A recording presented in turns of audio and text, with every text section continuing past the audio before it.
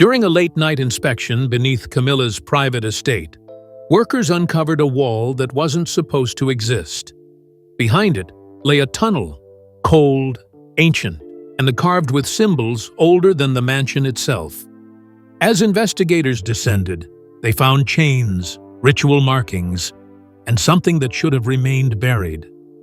What began as routine maintenance became a descent into royal darkness. What they recorded that night was so disturbing, it was sealed before the public ever knew it existed. The uneasy discovery. It started as an ordinary morning beneath Buckingham Palace. Around 8:30 a.m., a team of 5 maintenance workers was sent to inspect corroded drainage lines near the south foundation wall. The palace, built in 1703 and expanded through 1837, requires constant repair. Its pipes, tunnels, and service ducts stretching for more than 2 kilometers beneath London. For decades, crews have navigated these cramped arteries without incident. But on this morning, one worker's hammer struck a section of wall that didn't sound right. The echo was hollow. The patch looked newer than the rest, a rectangle of stone roughly 1.4 meters wide with a darker, almost black mortar. When Thomas Ellery, the foreman, tapped again, the tone deepened, as if an empty space lurked behind it. He called over engineer Daniel Price, who noted the seal's texture was smoother than 18th-century brickwork. That meant it wasn't part of the original palace structure. Within minutes, curiosity overcame protocol. Using chisels and crowbars, they chipped away the sealed layer. Dust poured out like smoke from a long-shut tomb.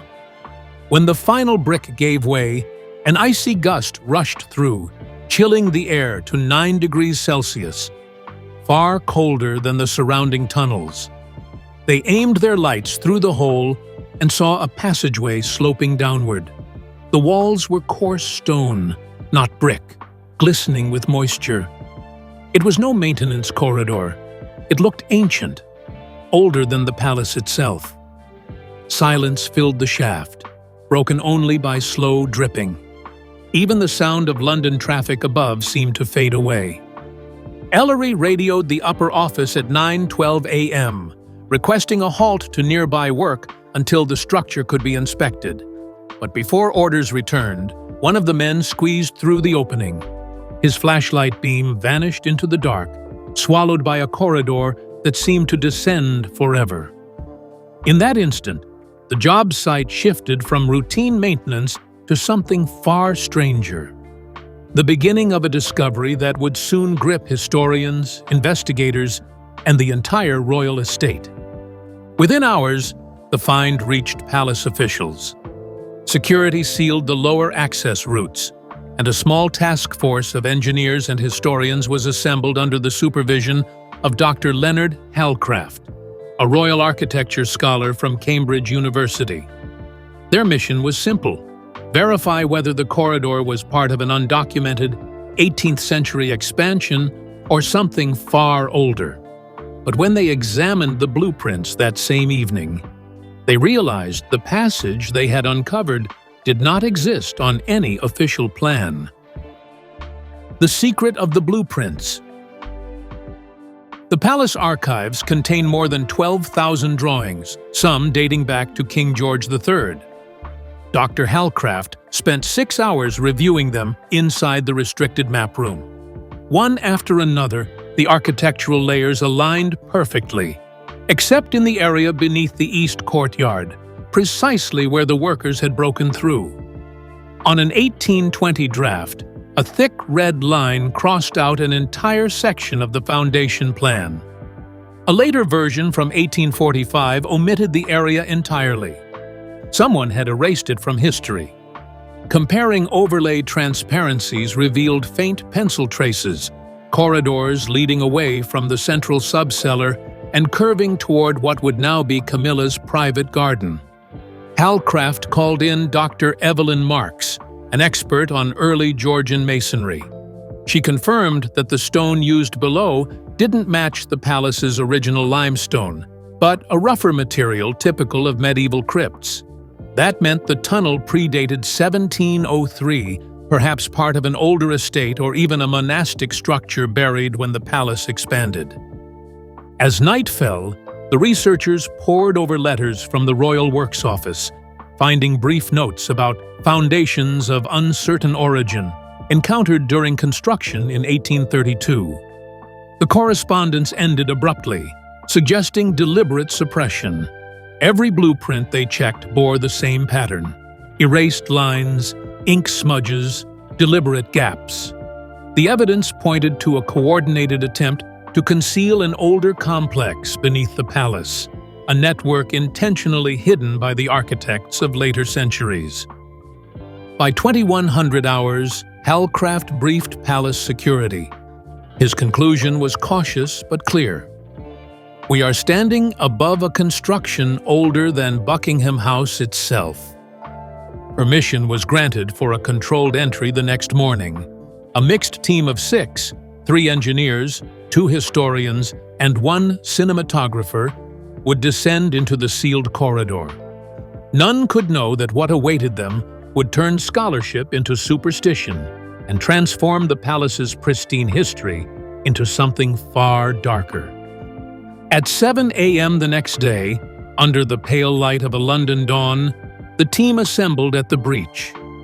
Each carried body cameras, headlamps, and oxygen monitors.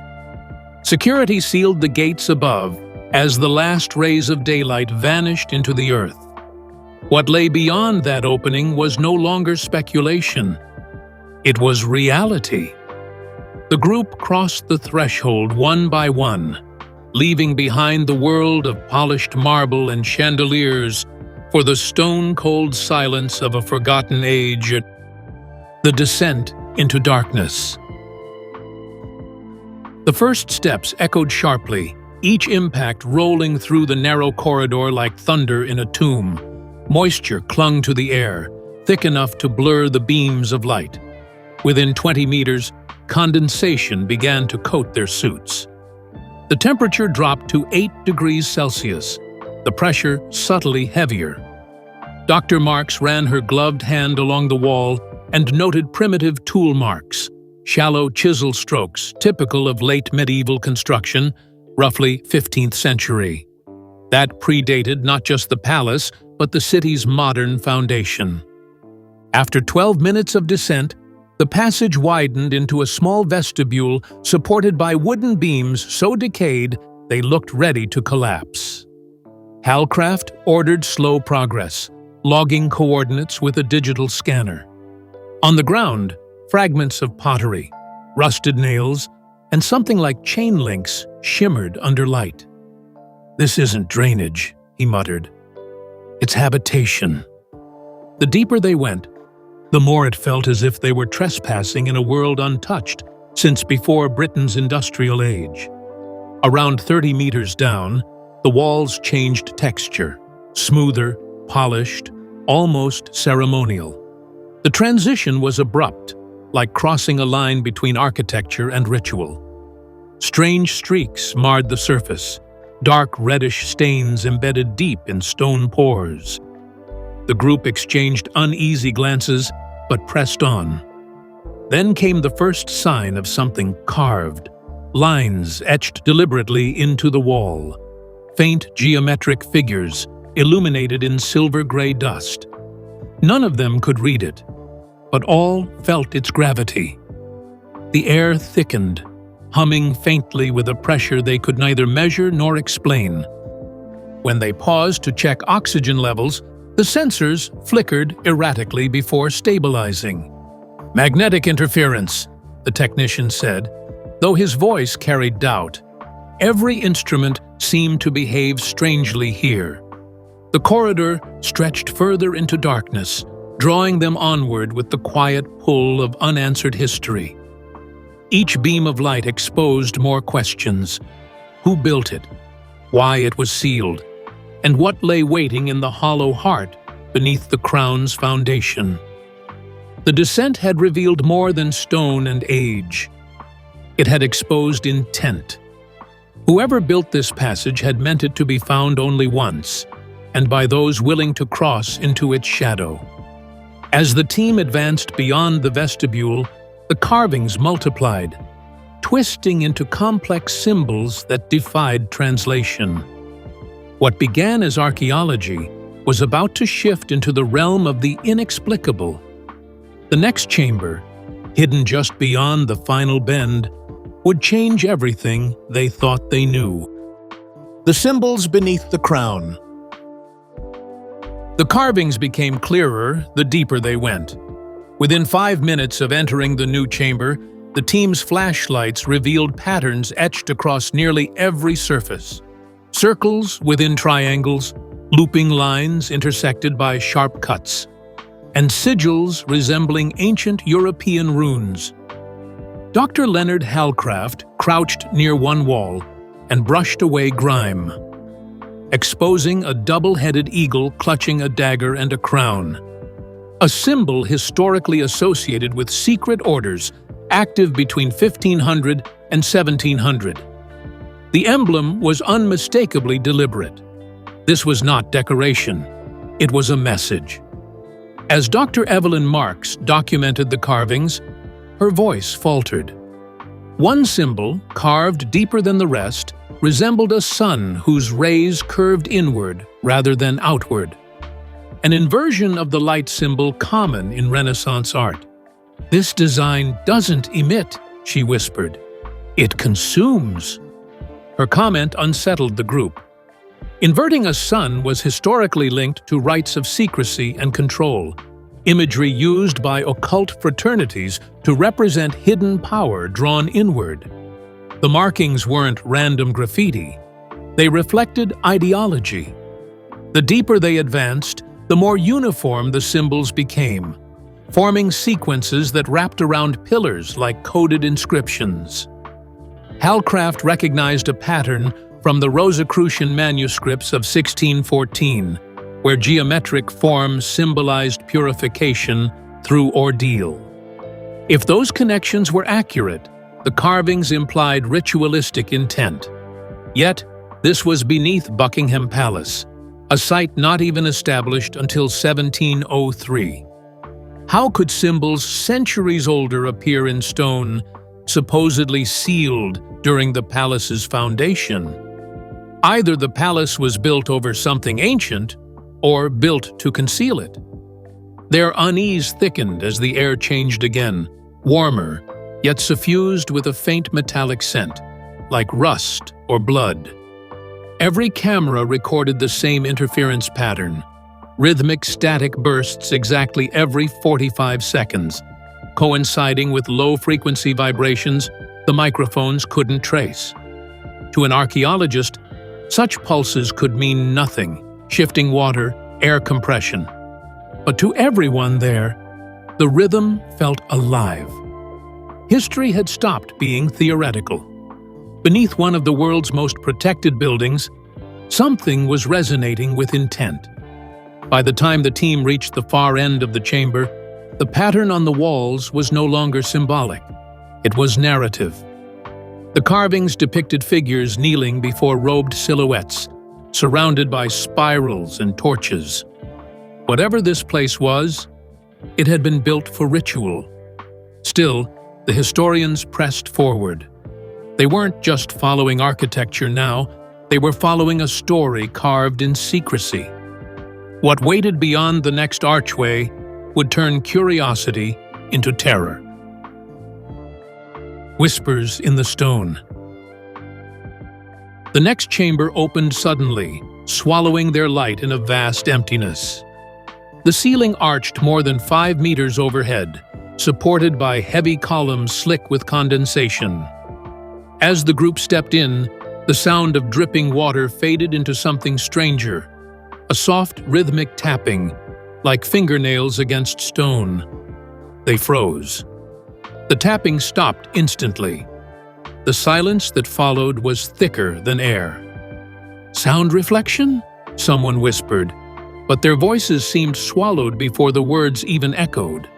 Moments later, the tapping resumed. Now behind them. One cameraman swung his light toward the entrance. Empty. The corridor they'd just crossed was pitch black, yet the noise grew louder. Then came the whispering. It began as faint breath, unintelligible, then layered into murmurs. Dozens of voices speaking at once, but saying nothing discernible. The audio technician's reading spiked with interference. He lifted his headset, pale. "There are voices," he said, "but they're not coming from us." Every headlamp flickered, and the air temperature plunged by 4 degrees Celsius in less than a minute. Dr. Marks pressed her hand against the wall. It was trembling, like a heartbeat under the stone. She stepped back, visibly shaken. "There's air movement behind this wall," she said. Halcraft ordered a quick scan. The radar unit, effective up to 6 meters, returned something shocking. Hollow spaces beyond the wall, irregular shapes clustered together like sealed alcoves. Before they could analyze further, every light dimmed simultaneously, leaving only the faint red glow of record indicators. Then, a new sound filled the chamber. Soft laughter, low and distant, echoing as though from inside the rock itself. Terrified but resolute, the group retreated toward the previous chamber to regroup. The analog recording was stored securely, but none of them could explain what they'd heard. If there was something physical behind those walls, it moved with intelligence. If it wasn't, then they were hearing echoes from something far older than sound itself. Either way, their discovery had turned dangerous. And yet, despite the fear, Halcraft made a fateful decision: to keep going, deeper, toward the lowest chamber. The Chamber of Chains. The final descent was steep, roughly 12 meters below the last marked point. The air grew dense, metallic, and acrid, registering oxygen levels 3% lower than safe threshold. The team entered what appeared to be a natural cavern reinforced by carved arches. What their flashlights revealed silenced everyone. Iron rings were embedded into the walls at regular intervals, 18 in total, each with rusted chains still attached. Some had been snapped, their ends twisted as though torn apart. Dust and soot coated the floor, but faint outlines of drag marks traced toward the center. In the middle of the cavern stood a stone platform about 1.8 meters long and stained dark along the edges. Marks of heat, burn patterns radiating outward, blackened the surrounding floor. It wasn't just architectural, it was ceremonial. Scattered fragments of fabric lay nearby, their gold-stitched embroidery still visible under ultraviolet light. Dr. Marks knelt and photographed them. The patterns matched 19th-century coronation robes, specifically those worn during King William IV's reign in 1831. The implication was unthinkable. Royal garments had once been present in this subterranean room. Against the far wall, a symbol larger than any they'd seen dominated the stone. 3 concentric circles intersected by a vertical line, an ancient alchemical mark for transmutation and sacrifice. Beneath it, scorch marks fanned outward. "This wasn't a prison," Halcraft whispered. "It was a ritual site." Audio playback caught a faint metallic clinking, like chains shifting, though no one was moving. Cameras again flickered. One technician's headset recorded a deep, inhuman hum lasting exactly 22 seconds, undetectable to the naked ear. That inscription changed everything. If the phrase was literal, it hinted at rituals tied to royal power itself, ceremonies meant to bind sovereignty to the unseen. The deeper meaning was terrifying. Whatever occurred here was not rebellion or crime, but tradition. The investigators had crossed a threshold from archaeology into forbidden history. And as they turned to leave, The same whisper they'd heard before returned, now unmistakably close, spoken in perfect English. "You should not have come." The royal cover-up. When the investigators resurfaced near 11:47 p.m., their faces were pale, their clothes damp, and their equipment partially fried. Within 2 hours, palace security had surrounded the access tunnel. Orders came directly from senior officials in the Royal Household Department. All recordings, notes, and samples were to be confiscated under the Official Secrets Act of 1989. The lead engineer, Daniel Price, protested, but 2 guards escorted him out without a word. The event was erased before dawn. By sunrise, workers were already lowering concrete slabs into the breach. New steel supports were welded in place, sealing the descent forever. Dr. Halcraft and Dr. Marks were brought to a private debriefing room inside the Lancaster wing, where they were reminded of their lifetime non-disclosure agreements. "This was never discovered," one official told them flatly. "You will never speak of it." Every hard drive, camera, and written note was logged, boxed, and marked Archive, Classified Level 4. The chamber below was once again entombed. Still, fragments escaped the purge. A single analog tape, the one that had recorded the whispering, was smuggled out by a technician named Oliver Ray, who later leaked part of it anonymously online. The 22-second clip contained overlapping voices, metallic rattling, and a faint phrase interpreted by analysts as, "Remember the crown beneath." Within 48 hours, the audio was removed from every platform, and Ray vanished from public record. His disappearance became part of a growing folklore that surrounded the event. As weeks passed, the world above carried on untouched. Yet beneath the surface, the weight of what had been found refused to fade. The investigators lived under silence, but their conscience grew heavier. In private correspondence later leaked to academics, Dr. Marks hinted that history had been rewritten with stone. What she meant would soon become clear when new documents surfaced, letters that proved this wasn't the first time such a passage had been sealed. It had happened before.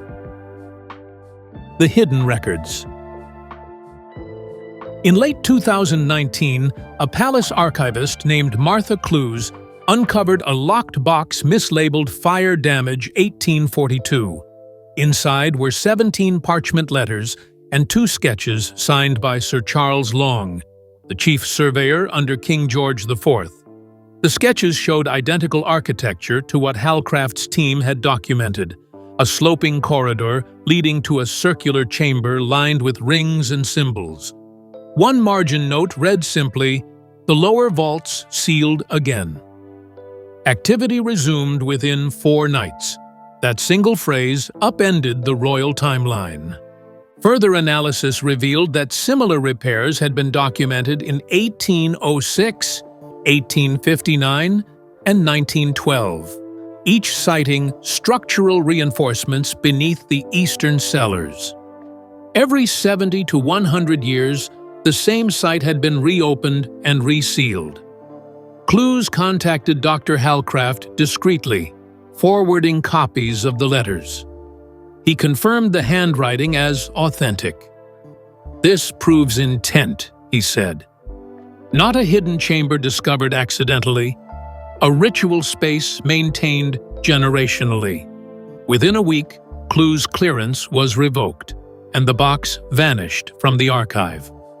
Among the papers was a single Latin phrase repeated across multiple documents. Vincula regum, the same words etched on the bronze plaque. Translation, the chains of kings. It appeared in correspondence dating back to 1768, the year King George III suffered his first documented mental breakdown. Historians long debated whether illness or mysticism haunted the monarch. But the letters suggested something more, that the vault beneath the palace had been visited by royal command during periods of unrest. The rituals, it seemed, had purpose, binding not spirits, but sovereignty itself. If Halcraft was right, then the hidden chamber wasn't merely a relic of superstition. It was structural to monarchy itself. That revelation led to a new wave of investigation. Independent journalists, code breakers, and amateur historians began digging into construction reports, seismic data, and urban legends around the palace. And what they found next, beneath layers of bureaucracy and denial, hinted that the chamber's influence might extend far beyond its walls, into the living pulse of the crown itself. The terrifying encounter. In October 2020, a small documentary crew obtained permission to film restoration footage near the palace sublevels. Among them was James Copley, a historian aware of Halcraft's research. Using ground-penetrating radar, they detected a hollow cavity beneath the eastern wing, matching the sealed passage's location within 2 meters. At 1914 hours, while scanning the floor, their instruments picked up a spike, a resonant hum at 18.3 hertz, barely audible but strong enough to vibrate metal cases. Seconds later, their cameras glitched. Security logs show the team exited the site 23 minutes later, visibly shaken. One member, Lena Morris, later described hearing voices like hundreds whispering in sync through the headset before it failed. When reviewing the corrupted footage, digital technicians found exactly 7 frames of usable video. In those frames, a silhouette appeared, elongated, thin, stretching from floor to ceiling, its edges flickering as if reacting to electromagnetic interference. Experts dismissed it as data corruption, but those who saw it disagreed. Later that week, an anonymous insider leaked audio from palace maintenance archives recorded at 2:43 a.m., dated the night of the film crew's visit. The file contained faint metallic sounds followed by a slow, rhythmic dragging, consistent with chain movement. The noise lasted 31 seconds, then ended with a whisper, "You sealed it, but we remain."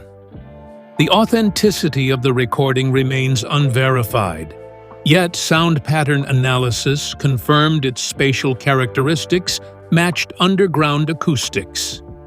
Whatever spoke was down there, and still is. By now, the palace was no longer merely a symbol of monarchy. It had become the center of a haunting. The secrecy around the chamber, the vanishing witnesses, the recurring sounds, all pointed to a truth larger than myth. But before the mystery could spiral further, the final act unfolded. The complete sealing of the passage, the quiet purge of all data, and a royal decree ensuring no one would ever dig again. At least, not officially. Sealed in silence. On March 3, 2021, heavy equipment was brought to the palace grounds under cover of night. Over 40 tons of concrete were poured into the remaining access shaft, followed by steel mesh and seismic dampers, a burial meant to last centuries. Official statements called it routine reinforcement. Yet internal memos from the Royal Estate Office marked the operation as Termination Protocol, Site R13. By dawn, the last evidence of the hidden passage was gone. The secret had been sealed once more. In the months that followed, the names of those involved faded from record. Dr. Marks retired abruptly. Oliver Ray's family received an anonymous pension. The analog tape that once held the whispers disappeared from digital archives. Still, the legend persisted. Night guards occasionally reported distant sounds through the floor, faint metallic clinks, a low hum. Some claimed to hear words too, always the same phrase repeated softly beneath their feet. The chains remain. For historians, the event became a cautionary tale about truth buried beneath power. For believers, it was proof that the monarchy's grandeur was built on something darker, a pact forged in secrecy and sustained through silence. But even skeptics couldn't dismiss the empirical data, the erased maps, the missing workers, the matching frequencies across different centuries. Somewhere below Buckingham Palace, under meters of concrete and time, something ancient endures, still pulsing at the rhythm of the crown. To this day, palace engineers refuse to discuss sub-foundation maintenance. Requests for access are denied, citing security and heritage integrity. Yet every 45 seconds, instruments in nearby tunnels still record an unexplained microtremor, repeating endlessly like a heartbeat beneath history. It's as if the earth itself remembers what the monarchy has forgotten, a secret too heavy to destroy, too dangerous to speak, but too alive to ever truly die. And so, beneath the marble halls and waving flags, the palace stands atop its secret, silent, breathing, waiting. Whatever sleeps beneath remains bound in darkness, sealed beneath 40 tons of stone. And yet, the vibrations persist. Some say it's only geology. Others say it's memory. But one truth is certain. When walls are built to hide history, they don't just bury it, they feed it. And the whispers beneath the crown have not yet fallen silent. The passage beneath Camilla's mansion is sealed again, buried under concrete and silence. But the recordings, the whispers, and the unexplained tremors still haunt those who entered. Every secret wall hides a story, and some are too dangerous to tell. Perhaps someday, another crack will appear, and the truth will claw its way back to the light. Until then, the palace stands proud above its shadow, and the whispers below wait patiently to be heard again.